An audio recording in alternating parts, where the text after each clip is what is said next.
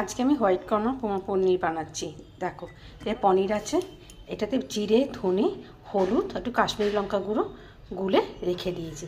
আর এটাতে পোস্ত বাটা, কাঁচা লঙ্কা, কাজু, মগজদানা বাটা বেটে রেখেছি।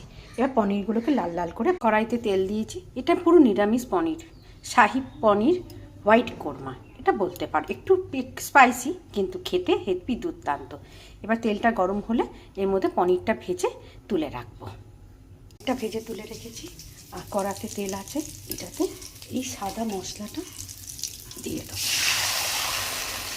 আর পনিরটা জল দিয়ে, গরম জল দিয়ে একটু ভিজিয়ে রাখবো। এতে একটু আদা বাটা দেবো, দিয়ে ভালো করে কষিয়ে নেবো। এতে একটু হাফ বাটি দুধ দেবো, দিয়ে মেশাবো। এবার তুলে রাখবো। দিয়েছি, এবার এই মশলাটা দিয়ে দেবো। হোয়াইট মশলাটা দিয়ে দিয়েছি, দিয়ে পনিরটা গরম জলে ভেজানো দিয়ে দিয়েছি।